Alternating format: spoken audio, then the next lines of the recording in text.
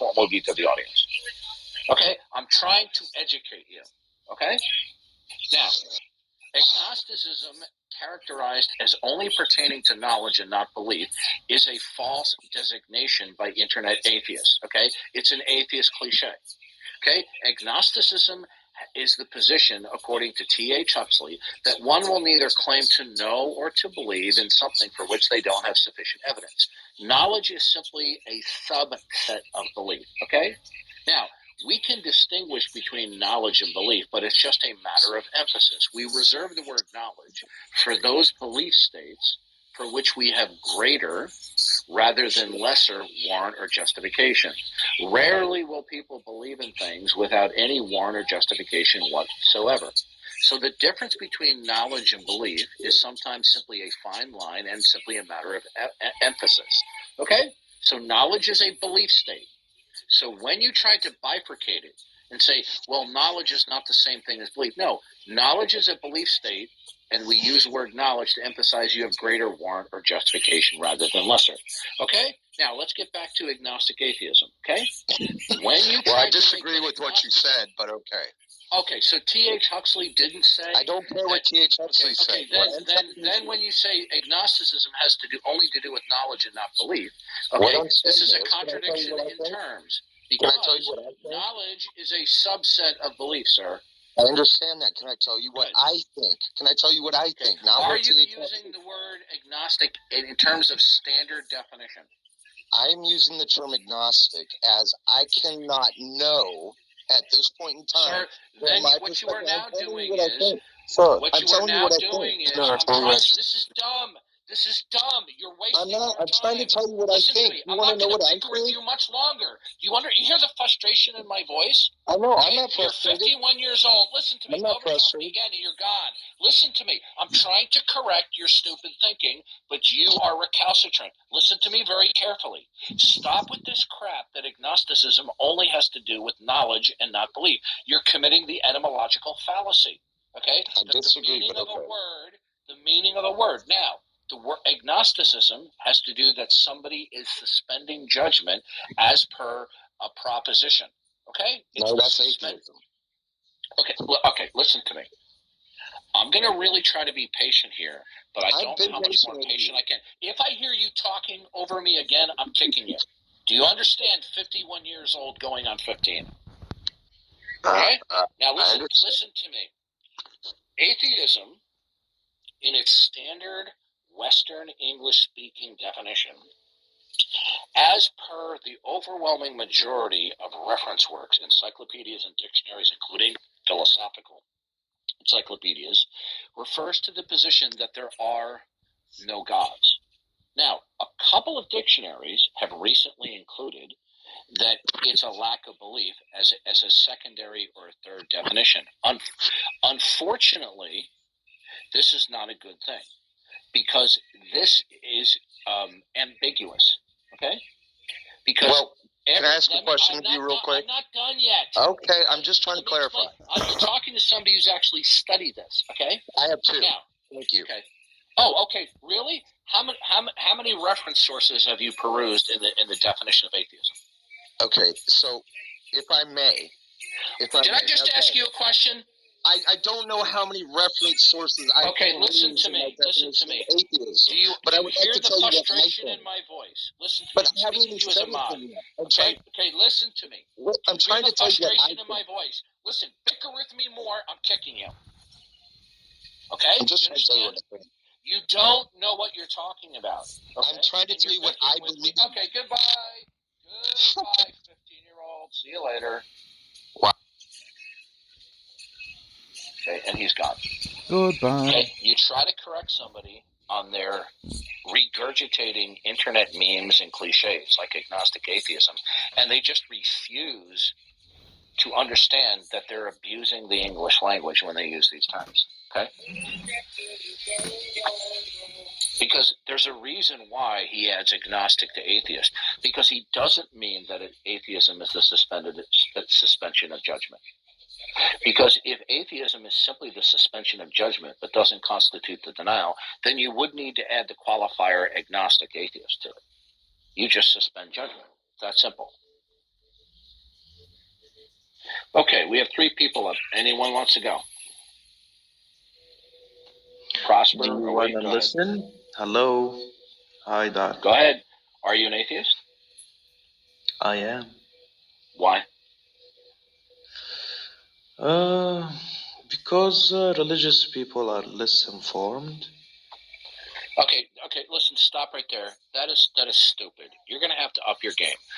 Whether or not religious people are informed or educated, or even if their reasonings about God turn out to be incorrect, it doesn't follow from that what is fundamental to all temporal states is not a supreme being and creator. Okay, so that's a non sequitur. Did you understand what I just said? I do. Good. So what you just said is fallacious. I mean, how this conversation should go? Sir, what you just said is fallacious. God's existence I'm not does cool. not. Listen carefully. Listen carefully. God's existence is not dependent upon anything. God, by definition, will be self-contained, ultimate, absolute, and the source of all contingency or temporality. Now, when you say God doesn't exist because religious people have faulty reasoning, it doesn't follow from that. That is a non sequitur. That's fallacious reasoning. Are we clear now? I think he left the room. Yeah. See, this is the problem. We get these people who lack intelligence or don't put on their thinking caps, right? So God doesn't exist because people have faulty reasoning about God? I mean, it doesn't get any dumber than that. So is this room like for atheists, like to talk with theists, or what's this room about? Yeah, I want to talk with some mature-minded, intelligent atheists who will present an intelligent case for the actuality and rationality of their God denialism. Oh, so like I guess I'm an atheist. Can I go or? Real quick. Yeah, tell me why there's no God. Well, I think that the God hypothesis is like unfalsifiable. So Okay, I typically stop right believe in there. unfalsifiable hypotheses. Stop. Number one, when we talk about God, conceptually, philosophically, God is not a hypothesis. God, when we're referring to the supreme being and creator of all things that are not himself, constitutes a world view. We could characterize that worldview as the creator-creature distinction, okay? As opposed to something like naturalism, where you just have a plurality of things that don't universally derive and depend upon God. So first and foremost, God is not a hypothesis, okay? Well, it is a hypothesis insofar as like you can have metaphysical hypotheses. Sir, when we're talking about something that is completely comprehensive, a worldview is not a hypothesis. Okay. Wait, you don't think that there can be like metaphysical things that can make like predictions or have like explanatory power? You are confusing sub-paradigms that are contained, certain states of affairs that are contained within a comprehensive worldview. That's not what a sub-paradigm is. Listen to me. In a worldview is all, how shall I put this to you, all encompassing. Okay? So both atheism and theism are worldviews. They're all encompassing. They're universal negatives, both of them. Okay? Sure. Okay, so when you refer to God as a hypothesis, you are borrowing from cliches from the world of atheism. God is not a hypothesis. Okay? Wait, how's that a cliche? I'm not understanding. Because I just explained to you that a worldview is not a hypothesis. But that's simply not true though, because like you can have metaphysical hypotheses, right, that can make predictions and explain things. Hypothesis isn't just like a simply science bound. Sir, you're still not getting this, okay? Hypotheses have to do. Listen to me. When I go out in the morning and I look at my car and the tire's flat, I could form a hypothesis that there was a state of affairs that brought about the flat tire. Okay? Now, maybe I ran. Let me finish. Let me finish. Okay? Now, maybe it's the case that I ran over a nail.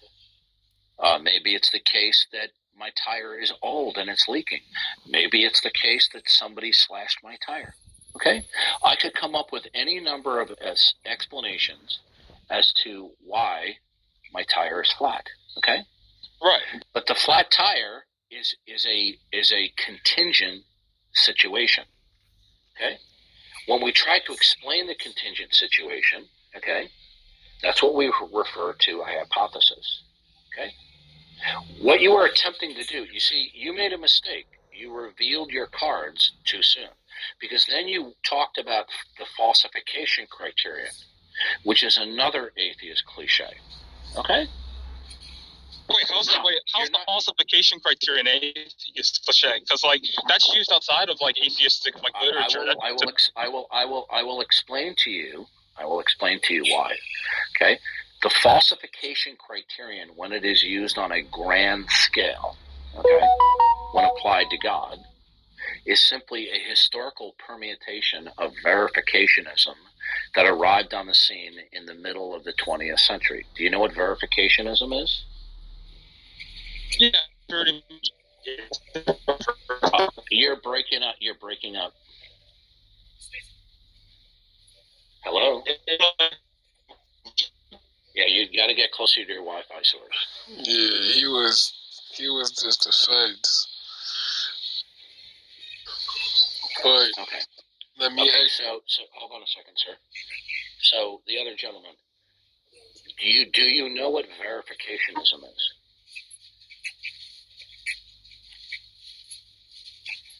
Sorry.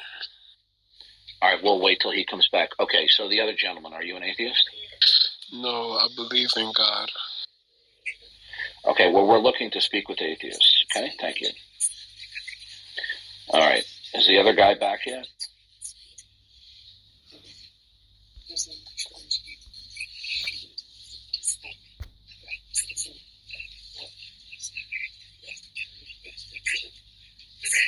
You see, this is what happens. You get these people who are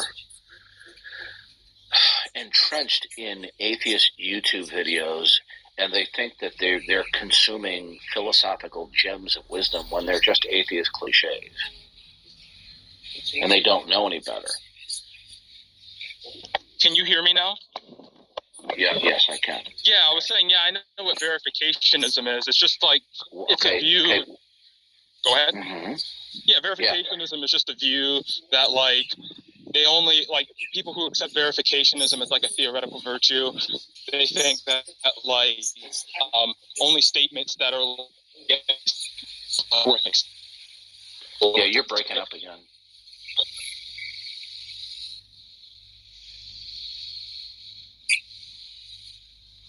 Okay, so the falsification criterion, when it is applied universally, okay, is simply a permutation of verificationism.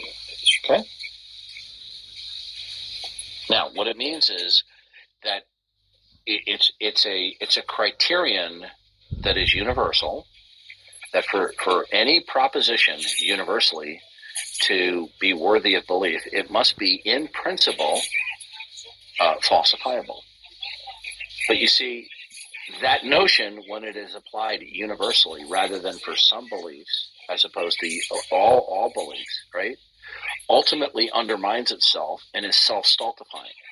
Because if every belief that you have, including whatever is fundamental to all other secondary states, must be in principle falsifiable, then nothing is falsifiable. Because you have no ultimate source from which to start and to reason out of. Okay, are you there? Can you hear me? Yeah, I'm here. I can hear you, but can you hear me? Okay, so when you apply falsificationism as a universal principle, it's self-stultifying. Okay, you understand? Yeah, like I get that. I just want to be clear. I'm not postulating verificationism or falsificationism. Like I'm familiar with both of those views. All I'm merely saying is that I don't accept like when people provide God as like a thesis or like as an explanation. I don't think that God has any form of like explanatory power, right? And that scope isn't going to be reduced to like. How old are you, sir? I'm 20 years old. Okay. The reason why I ask you is people who make remarks like that usually are younger rather than older. That is patently absurd what you just said. What's absurd about it? Of course. Okay. So let me explain it to you. Okay. When you said God offers no explanatory power, okay, let me tell you why this is completely wrong.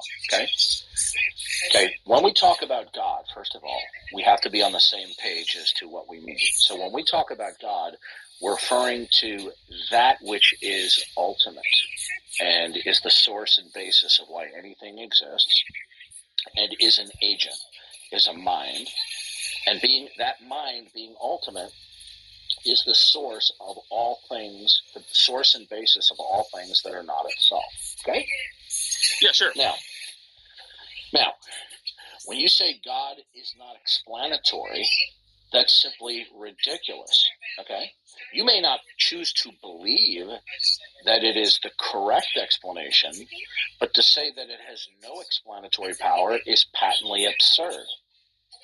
Yeah, what I mean by that is that if we were to have like two theses, right, and we were to examine both the God thesis and we're to examine, like, let's say another thesis, right, another supernatural thesis, then what I'm saying is that there's not going to be any novel like predictions made by like the God thesis that like the other supernatural thesis can't like account for, right? And what I'm saying is that like when you have a thesis that can't make any novel predictions, then there's no reason to really hold it. This is philosophical sophism. Okay, you think I haven't heard this before? What's incoherent about it? Do you think I have? Well, I'll explain to you why it's sophism. Okay, because when you talk about novel predictions, you're bringing in notions of empiricism. Okay, that's not true. Of course it is. When you talk about novel predictions, okay, why does a prediction into the future matter? You can predictions are not are not laid into the scope of empiricism. Sir, listen to me. You said God has no explanatory power whatsoever. That is ludicrous. Okay? So for example, you could conceive of a world without God where something is ultimate, but it's not an agent. Okay? Now, you have a choice. You can either believe in God as ultimate, okay, the source of all possibility, or you can choose not to believe in that. Now, if you choose not to believe in that, you then have two options. You will therefore believe that what is ultimate is not an agent, God, or that you will believe there's nothing ultimate at all. How do either of those situations offer any explanatory power? I'm not sure. I'm not like. It just depends on what you mean by it. Just does depends. The not God position offer explanatory power? Yes or no?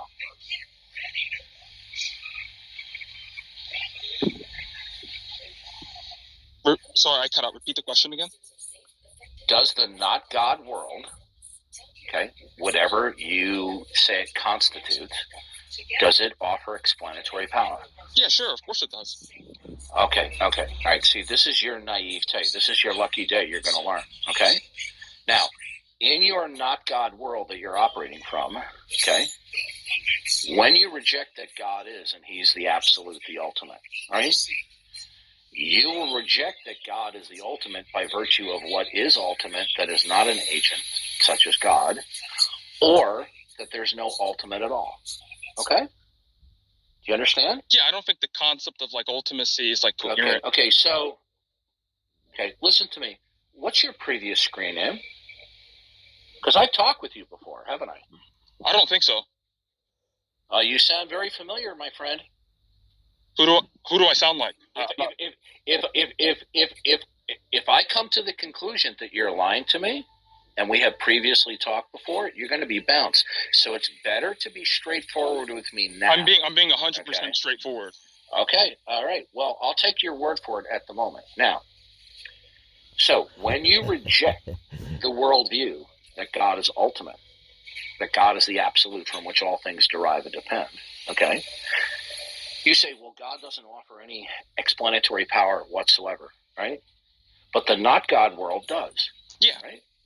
Now, Okay, so in the not God world that you're holding to, is it quantified that there is something that is ultimate?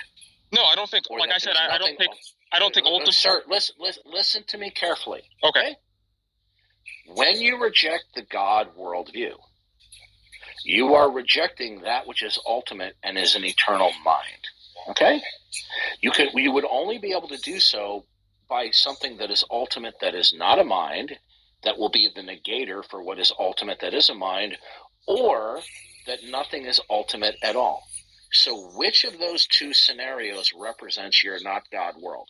Yeah, so like I was saying, like I don't take anything to be ultimate because ultimacy relations aren't very clear to me. I'm not really sure what they are. All right. So now you've decided to go for doomsday. Okay, we can play that game. Okay, if nothing is ultimate, then there is nothing, either chronologically or contemporarily, fundamentally dictating every instance of what is, can be, or cannot be. Yeah, can you explain to me what that means? I'm not sure I understand that. Ultimate refers to that which is absolute and self-contained, and is the source of everything that is not itself. Okay? Now, ultimacy is a state. It's a state of universality in that everything that is not the ultimate, everything derives and depends upon the ultimate. Okay? Now, it doesn't matter whether we call it ultimate or absolute, but ultimate is a little bit more specific and more clear. Okay? Now, what you are saying is, okay, so your criterion is you reject the God worldview because it doesn't have any explanatory power. Right. What you have now done is you have now stepped on a landmine and it's gone off on you, because that criterion destroys your position. Because once you say, I do not believe nor do I accept that anything is ultimate, you are now in a world of utter chance where there is nothing singularly fundamental that dictates why anything is, can be, or cannot be. Okay? What's the argument for that? I wasn't sure I heard the argument for that. Oh, okay. So I have talked with you before. You are a recruit from Jack Angstrom. Okay, so I have talked with you before. So you, sir, are a liar. Okay, because why would I need an argument for that? Because hold on a second. You thought you were going to fool me, didn't you? I don't know what you're talking about. I'm asking you what the argument for your claim is. Why do you need an argument for that? Because you made a claim, and I don't take the claim to be true. Okay. So you're not understanding. Okay. So you don't accept anything as ultimate. Then why is any state of affairs what it is, can be, or cannot be? What you're burden shifting. I'm not the one who made the claim. No, sir. No, listen. Do you think I'm not onto you? Do you think I'm stupid? I'm not burden shifting. I'm asking you a clarification, a question of clarification, so that we can unpack. I don't even hold to. I'm asking you a question. When events occur, okay, in your not God world, is there anything that singularly and fundamentally dictates why any event is, can be, or cannot be? Well, that's just going to depend on like what epistemological view you hold to. Okay. Listen to me. Oh, I know who you are. You're Detroiter, aren't you? I'm not Detroiter at all, but I know who he is. I'm not Detroiter. Okay. Yeah. You're playing this game. I'm going to give you one more chance. If you don't start talking to me like an adult, you're going to be gone. You're going to play this little game. When you refuse to answer a question, you go, "Oh, what's the argument for that?" Listen carefully. In your mind, in the not God world, are there events? Yeah, of course. I think temporal events exist, yeah. Okay.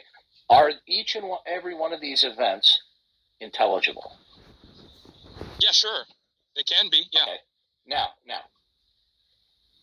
you reject the notion that there is anything that's absolute, from which all events ultimately derive and depend. Yeah, those concepts seem weird to me. Okay, overtalk me again and you're gone. Okay?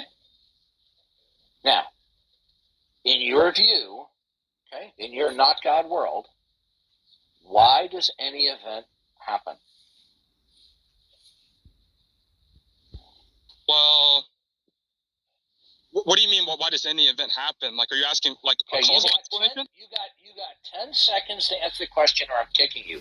Because what you just did, is a dodge and delay tactic.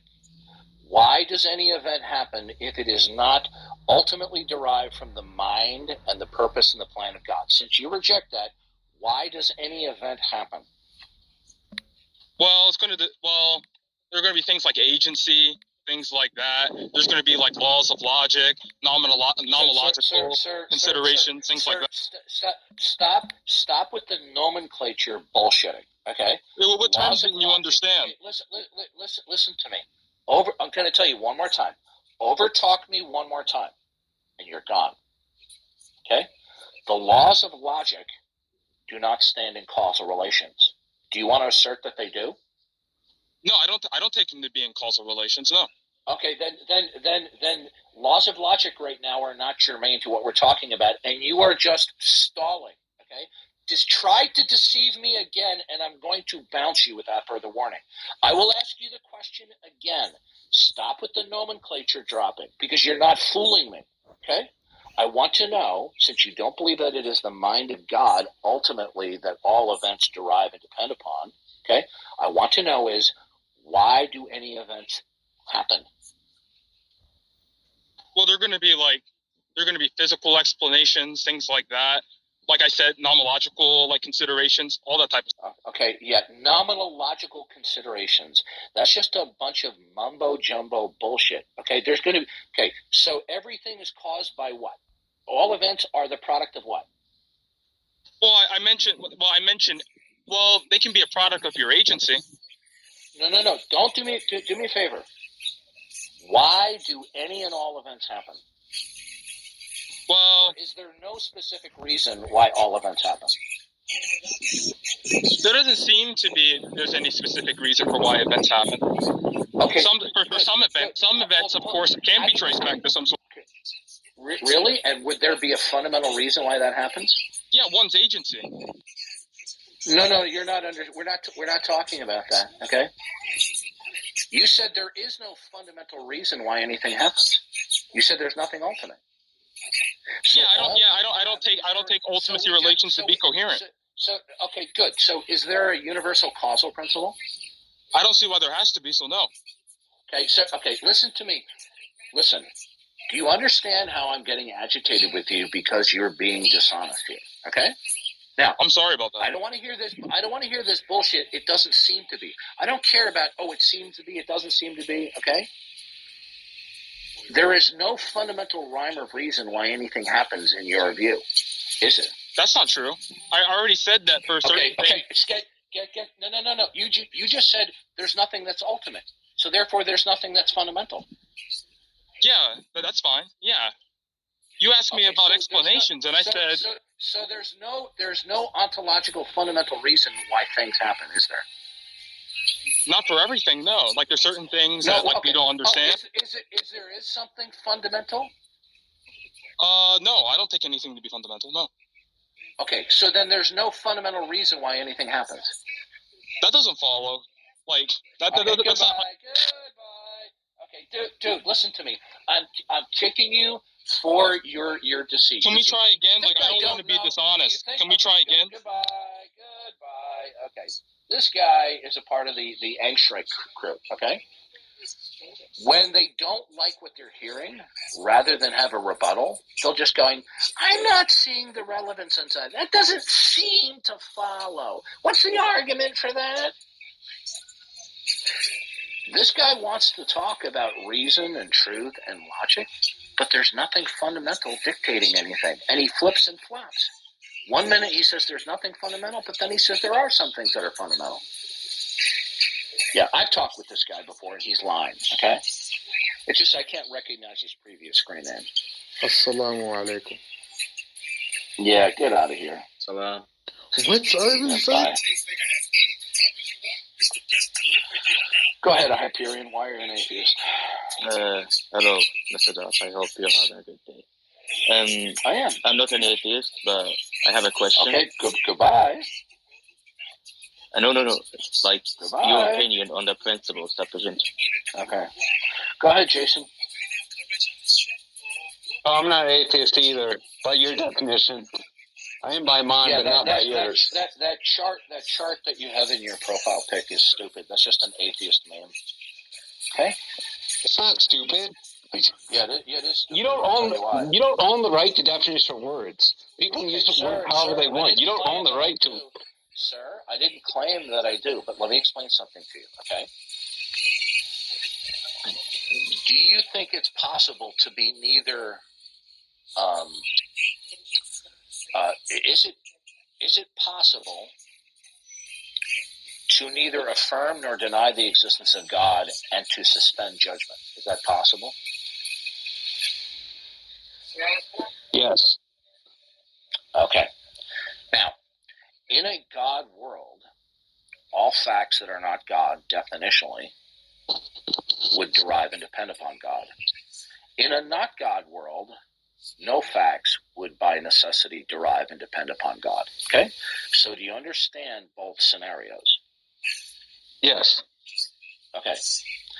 Now, when somebody makes a claim, okay, sometimes that claim does not hold up upon careful examination. Now, if we look at that claim sometimes from different perspectives, the claim can seem to be legitimate. But when it is looked from other perspectives, it turns out not to be the case. Like if we find an antique car in a barn and under strong flashlights it looks like it's a good buy, but when you bring it out in the sunlight we find out that there's a lot of body rot that we didn't see with using the flashlight. Okay? So the question now is the claim to suspending judgment about the existence of God legitimate? Can it hold up under examination? Well, the answer is it can't. And the reason why is, and I'm going to tell you why. Okay? No, you're not. You're factually wrong. Okay, let me ask you a question. Does everybody have a disposition toward facts?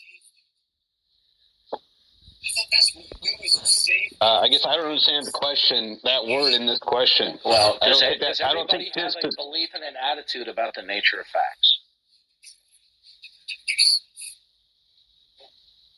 Does everybody have a belief for? Oh, I don't know really, if everybody does. We're gonna play this game. I can't speak for everybody. Listen to me. If you're gonna play games with me, I'm gonna kick you. Okay? I'm not playing games. Of course, people have beliefs and attitudes toward the nature of facts. This is a no-brainer. Okay? I don't see how you can claim that. Okay, goodbye. You're gone. See you later. Yep, you can't. See, this is the little game that they play.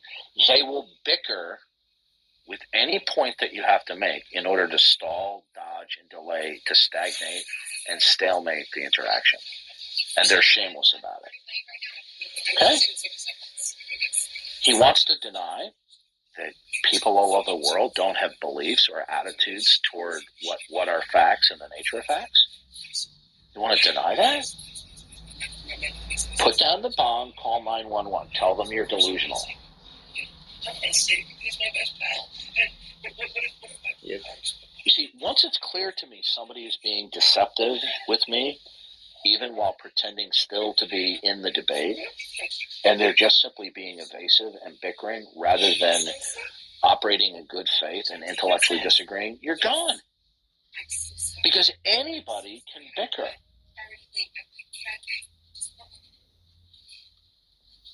See, this is why we can't find any honest atheists to come up here, because they all reserve the prerogative to be dishonest, right? Here's a guy who he says he rejects the notion, the other guy, that nothing is ultimate and absolute. Say, good, then shut up and sit down, right? Because if they say, well, no, I can make intelligible statements about this world without the necessity of referencing that which is absolute and ultimate. Say, good, what's the argument for that? Remember when he said that? What's the argument for that? What's the argument for that? Because whatever line of reasoning you have for whatever proposition, where is it going to terminate? Okay? Where is its beginning point going to be? And is that absolute? Is that unchanging? But you see, he rejected the notion that anything was absolute and ultimate. Therefore, whatever he affirms or asserts doesn't derive from anywhere. Because certainly he's not going to have an infinite regress of explanation. Right? And by the way, where would he get the absolute of identity over time? What imposes identity over time? What is it that makes the causal principle? That there's a cause and effect relationship between events. Right? Now you notice when I asked him, since he rejected what is ultimate and absolute, namely God, and he rejects that anything is absolute and ultimate behind events, right? And then I'll say, good. Why do events happen? Did you notice that he started to waffle? Did you notice how he's trying to use vernacular nomenclature, phraseology in order to obfuscate and to evade the question? If nothing is ultimate and absolute, then how are you going to say why anything happens? Okay? Because if you say, well, B happens because of A, say, okay, good. Is A absolute? Is there something that where there's a causal principle between A and B? And what makes that real? Is that absolute? You see, they're shameless in their illogic and their irrationality. They don't give a damn. Some of these people use their intellect and whatever education they have just to bicker while pretending they're still in the philosophical game, and they're not. You know, once you sit there and say, oh, I don't believe anything is absolute, good. Sit down, shut up. Because now you have no basis to say anything. So, well, what's the argument for that? Well, you just said it. There's nothing absolute. Right? So if you say event Q because of R, well, what makes that true? Is there anything absolute and ultimate making it that way? Where do they grow these people? All right, if we have any other atheists who want to come up and want to explain why you're an atheist, come on up. And by the way, that guy, not the last guy, but the previous guy that I was talking to, he was lying because I've talked with him before. Absolute liar. I just can't remember what his previous screen name is. And he sounded an awful lot like Detroiter. I would be willing to put money on it that it was Detroiter. See, we got a whole room full of atheists or people. Not one atheist who will come up and tell us why they're an atheist.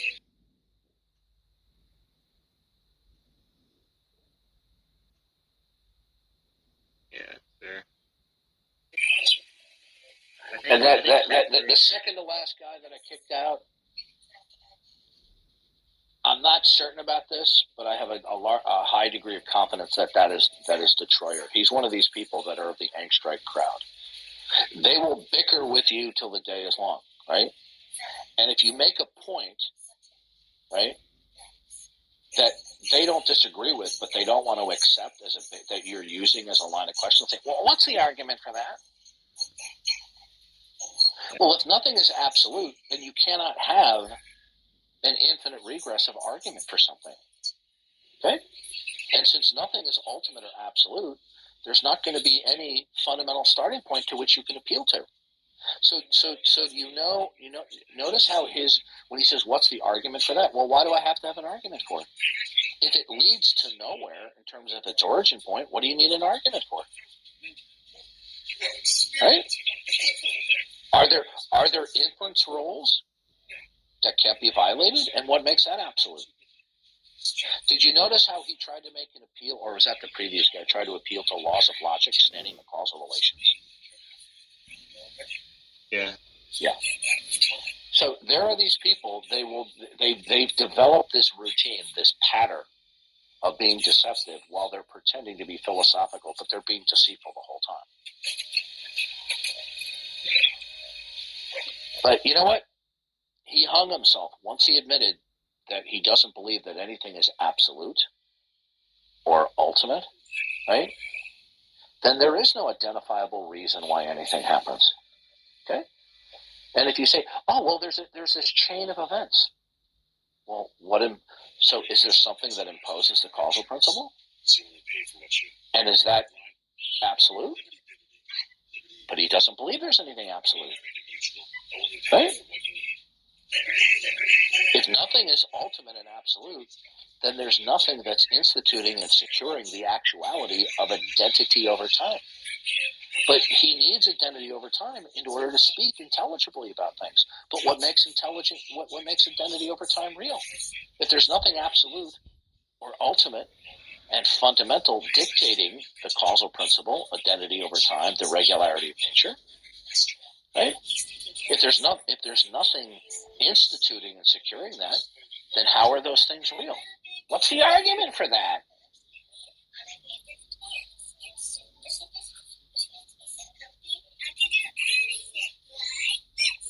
Yeah, that's true. Yeah. I'm very confident. I could be mistaken, but I'm confident that was the Troyer. Yeah, I believe that was Yuri, the Falcon icon. Oh, it was Yuri. Okay, so that could have been Yuri. Yeah. But yeah, so Hyperion, he said he has some questions. He's a Gnostic. Okay, come on up. Sounds good.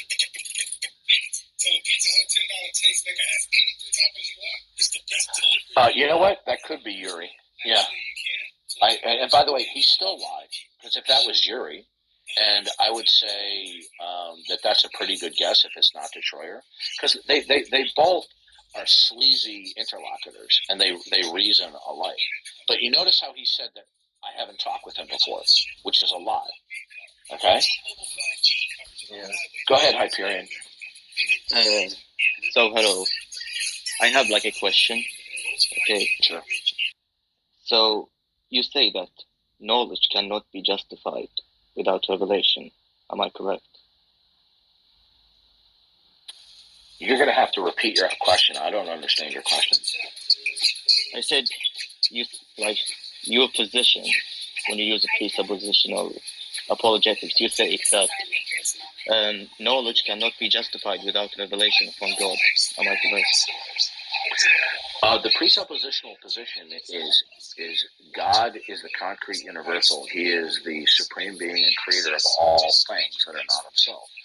Therefore, whatever is invoked to be actual will ultimately derive from God himself, whether it's marshmallows, okay, rocks, or knowledge. Okay? Okay. So why do I have to trust the Christian revelation instead of the Hindu revelation, for example, or the Zoroastrian revelation? Since they are the God of Christianity has revealed that he has all great making properties. He has the attribute and property set that are going to be necessary in order to secure human reason, truth, and intelligibility.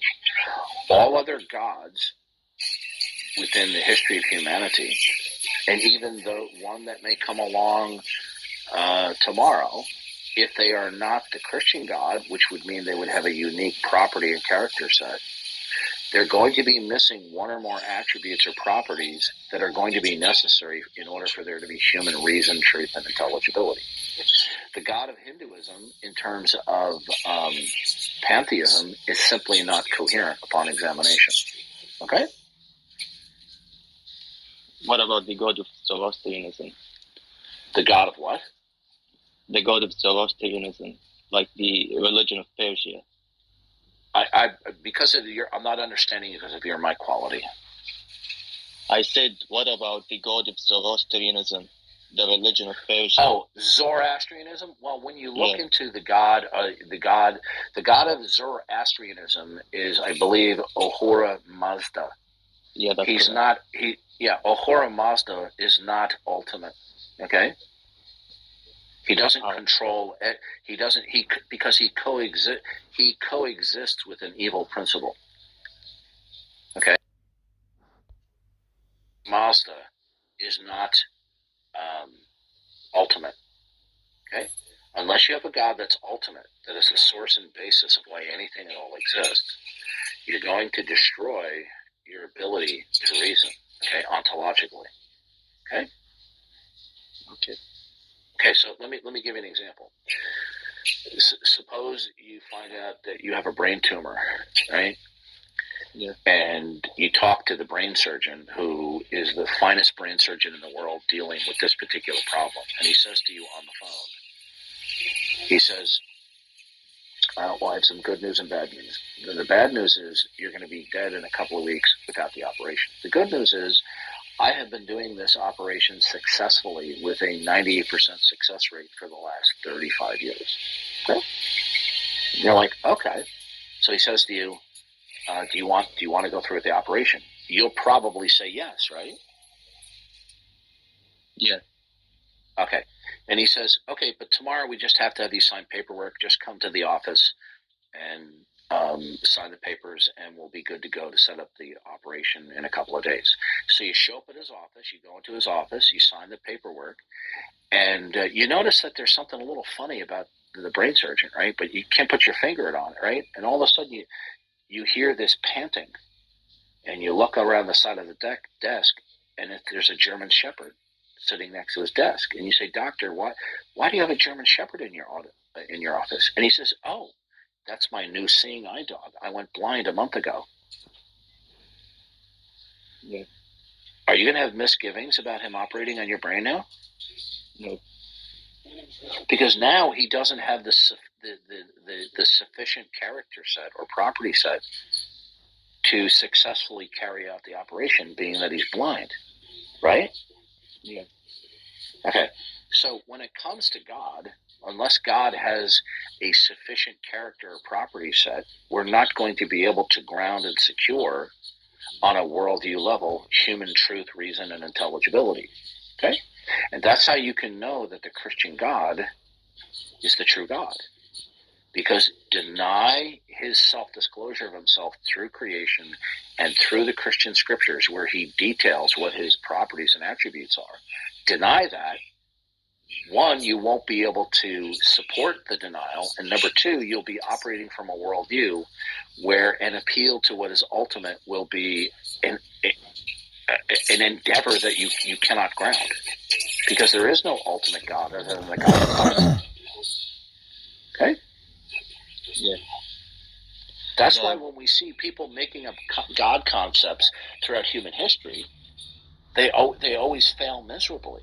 Okay? But when we look at the God of the Bible, and we can see all of his characteristics, and he reveals them. Okay? But how would I know, like, which, for example, yeah, so according to you, like, the Bible is the only true revelation, right? When we look at the message of the Bible from Genesis to Revelation, it presents a comprehensive, sophisticated worldview in spite of what its critics say. Now, one will either accept that worldview, which will be grounded in the attributes and properties of the triune God, or one will reject that. But in order to reject it, you're going to have to be operating from and defend an alternative model of reality, an alternative worldview. But as we've already seen, that in order to have a world where we can have truth, reason, and intelligibility, it's going to require the character set that only the God of the Bible has. Now, if somebody doesn't want to accept that, and they go, "What's the argument for that?" then they can explain to me how you can have truth, reason, and intelligibility without the character set that is resident within the God of the Bible. How would I know which interpretation of the Bible is correct? For example, I don't know if you are familiar with this, but like there's a group of the Orthodox Christians who are using also the presuppositional apologetics, and they say because I'll tell you how. Okay. The Bible is the Bible is relatively easy to understand. Now, it can also take a couple of lifetimes to master, but God spoke in plain human, everyday human language. The reason why there are diversities of opinion in denominationalism because they're not content with the plain meaning of the text. They want to add traditions of men and then impose it upon a biblical worldview. So in Catholicism and Eastern Orthodoxy and other denominational traditions, they are adding the traditions of men to whatever biblical doctrine that they claim. And we can see that because we can go back to the New Testament and we can see that their traditions of men or their doctrines are inconsistent with what the New Testament says already. That's how you can know. Like, how do you respond to them? Like, they say the church is the one that wrote the Bible, and we must follow the traditions to understand the Bible. Yeah, that's an empty claim. First of all, when they use the word church, they're not using the word church the way other people are. The word church comes from the word the assembly. Okay, it refers to the body of believers, either locally or universally, who are members of Jesus Christ. Okay, it's not referring to some ecclesiastical structure headed by some hierarchical government form. Okay, as we have in, let's say, Eastern Orthodoxy or in Catholicism. Within those two denominations, they claim that there's apostolic succession and that the apostolic succession represents what the church is. But that cannot be justified from the Bible. So why should we accept the claim that there is apostolic succession and they sit in the seat of an authoritative apostolic succession? They're certainly not going to be able to defend it from the Bible. When they attempt to do so, it's painfully obvious that they are misrepresenting these texts, and they're just going far beyond what the text says. Okay, like you know they will go to the Book of Acts where Judas had gone and killed himself. So that was 11 apostles, and Jesus wanted 12 apostles to start his church. So they fulfilled that seat now that Judas was gone with Matthias. Okay, they use that rationale to justify that there's an office of apostles that has succession. But nowhere does the New Testament teach that. Okay? So, and what you have to understand historically, the reason why they make these claims about their authority for their ecclesiastical system or their authoritative church structure, because without which they're not going to be able to get people to believe their man-made traditions, because they can't get it from the New Testament. Okay? That's why they make a big issue about apostolic succession or the primacy of Peter, right? Because then they have to say, well, the church is making an authoritative pronouncement as to what you believe. Or they'll claim that the scriptures themselves only have authority because it's sanctioned by an ecclesiastical system that they call the church. Okay? This is not biblical. Okay? Yeah, but they say like the Protestant worldview is incoherent because you don't have the essence energy distinction. Yeah, well, that type of teaching comes from a merger of Christian theology and Greek philosophy. Okay, in Greek philosophy, they built on a concept of what was it called? It was called deification. Okay. Yeah. And so, as time went on in certain geographical areas of the church, they began to incorporate notions of Greek philosophy into their Christian theology. And that's why we have today what we have in Eastern Orthodoxy when they talk about the energy essence distinction. Okay? Because they're still trying to justify deification. The whole concept of sainthood within Eastern Orthodoxy and Catholicism is just simply the Greek and Roman pagan concept of deification mixed in with Christian theology. Okay? In the New Testament, all believers are saints. Okay? It simply is the Greek word for holy. It means you holy ones. We're holy by position, not by achievement or faithfulness in service during this lifetime. We're holy ones positionally, but they want to treat that there's a special level of sainthood that normal Christians never achieve. Well, this is how they're smuggling in deification. Okay?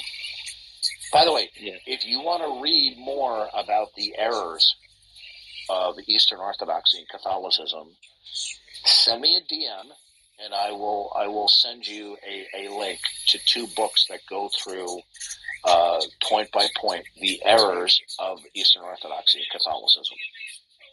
Yeah, that would be great. Yeah, just send me a DM. That way I'll remember to send it to you tonight or tomorrow. Okay, thank you, Doc. Okay, so do we have any atheists who would like to come up in an adult manner, explain why their atheism is reasonable and believable? If so, raise your hand and come on up. I'm beginning to think you're right, Yuri. Now that you said it was Yuri, he did sound... Yuri and Detroit are both tend to use the same kind of fallacious reasoning, but the voice quality, I think you're right. That's Yuri. Yep. See, he couldn't even be honest when I said to him, "I've talked with you a number of times in the past." No, we haven't talked. What a liar. Yeah. The cat and mouse was kind of funny, though. Kind of amusing. Well, this is a piece of garbage human being who has been a troll on Discord. Okay, and I don't mind talking with people, especially if they're repentant over their previous, bickering style or their bad behavior. But he's never been repentant. He's actually engaged in stalking on Discord. Stalking. Okay, and you see, if he had been honest, I wouldn't have wasted my time. See, do you remember when I told you that he's an Angstrike groupie? Yeah. Even though I may have been incorrect at being Detroiter, that was my best guess. That it was, because I deal with a lot of people, and sometimes it's hard to remember voice quality. But I think that you're probably correct that it's Yuri. But either one of them are Angstrike groupies. It's the same type of Angstrike methodology, right? Yeah, that's true. But yeah, so anyone is welcome. Any atheists, want to come up and ask questions or say why they're an atheist, everyone's welcome. Now notice he says, "What's the argument for that?" Well, what's the argument? Then there needs to be an argument for it. I can play that game too. Yeah. Are there inference rules? Are there causal relations and connections? Are there laws of thought that are invariant? And what's the argument for that? Well, the answer is he couldn't have one because there's nothing that's ultimate or absolute in his view. So don't you see the foolishness of him saying he doesn't believe in anything ultimate or absolute? But then he says, well, what's the argument for that? If there's nothing finally ultimate or fundamental dictating what is, can be, or cannot be, then why ask, what's the argument for that? Because it will lead... There will be no beginning point. There will be no fundamental basis as to why anything is.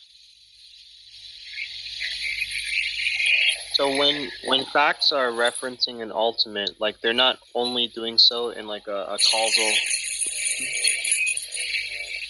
When facts reference that, which is ultimate. The facts, when they're invoked explicitly or implicitly, are either going to reference that which is ultimate and self-contained, or the fact itself will have to be itself self-contained. Now, if one chooses to disregard the fact either being derivative or self-contained, then what they're doing is they're invoking a brute fact, okay? That the fact just is simply put out there, it just is, without any identification or reason as to why it exists. Okay? Now, it doesn't matter that they give several proximate or concentric rationales for why something is, because it will lead eventually nowhere. Because the last concentric explanation of why it is, it's not absolute or ultimate in itself. There's no identifiable reason why it exists. So when you reject that there's anything ultimate or absolute, then it destroys your ability to have an argument for anything. If there's nothing ultimate or absolute dictating any instance of what is or not, then what do you need an argument for anything? Yeah.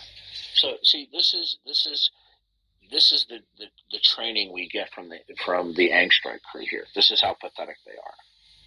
Yeah. What if someone says like they're happy with brute facts? Well, that just tells me that they're uninformed about the issue. Okay, and this is a statement from ignorance. Okay, a brute fact is something that is now meaningless. It's unintelligible, and by unintelligible, I mean on a grand scale. Okay, you understand? Van Til says brute facts are mute facts. Why? It's because there is no explanation of why it is, either independently of itself or in virtue of itself. Okay? So the fact itself is no fact at all. Yeah. So everything but the ultimate like needs an explanation for why it is. Well, let me put it this way. If somebody wants to reject that facts are what they are because it ultimately derives from the mind, the purpose, and the plan of God, then there's not going to be any identifiable, defensible reason why anything is. And if somebody goes, what's the argument for that? Say, because you're not God, you're not omniscient, because you're not going to have the whole picture. You're not even going to have a partial picture because you don't know, nor could you defend that there are any real universals. You might believe they are. Have you ever noticed that I'm dealing with people and I start asking further refined questions that they end up always saying, well, it seems to be that way? Yeah. Okay?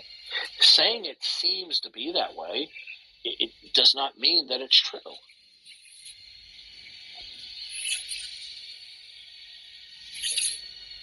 So I want to know why certain fundamental parameters that they must hold to, why that's the case. You see, every time that schmuck Yuri and other of these sophists out there, make assertions, ask questions, or make rebuttals, they're always presupposing certain fundamental parameters that are explicit or implicit. So the question is, how are they real? And you see, they don't care. All they care about, people like that, is that they present a pseudo-intellectual front, like they're being philosophical when they're really not. Yeah. Yeah, they're an interesting character. Like everybody from their group has like the same spirit or the same mindset. Kind of interesting. Yeah, it's how notice how he started talking about being nomenological, as though that was being clear as to what he was even talking about. Okay. Yeah.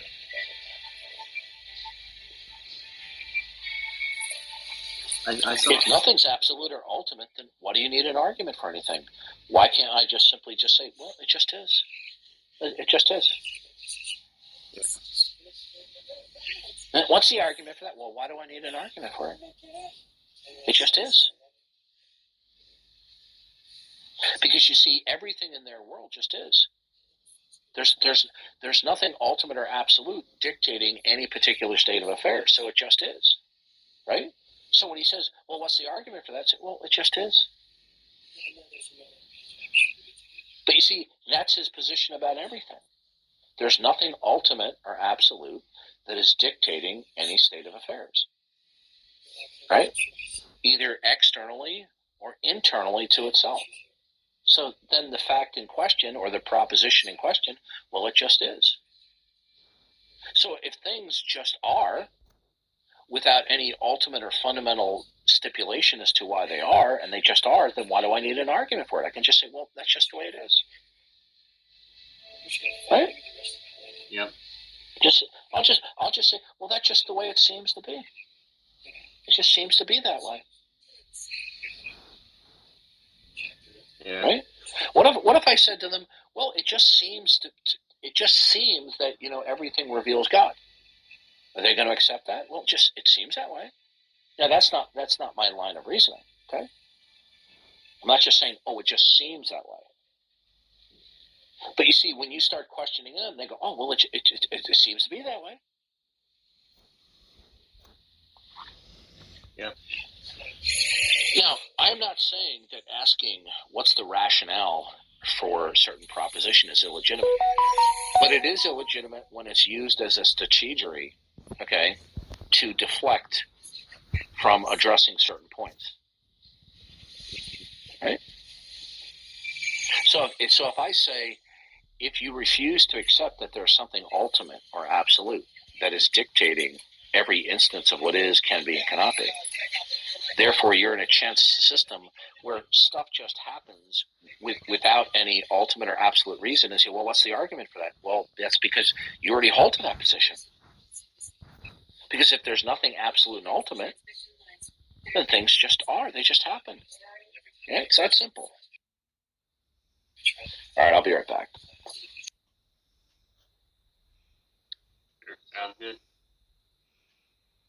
But yeah, so if anyone wants to come up and ask questions or say anything, feel free. If anyone wants to answer the question, why are you an atheist? Feel free as well. And all are welcome. And yeah, so another thing is why this stage is important and why this topic is important is because atheism leads to a lot of evil and abominations, right? It's a view that rejects that God is above you, that rejects that God is above me, and that's kind of like what Lucifer kind of tried to do. Lucifer, he was the most beautiful, powerful angel. He looked at God, he looked at himself, and he said, I will be like the Most High. He tried to establish his own goodness apart from God. So you can't have any goodness outside of God, so that would be evil. And that's similar to subjective morality, where you or I might say what is good is dependent upon my mind or your mind. So that would be trying to establish a goodness, outside of God. So say morality is that which is dependent upon your mind. You determine what is right and wrong, or that I would determine that. That's similar to what Lucifer did.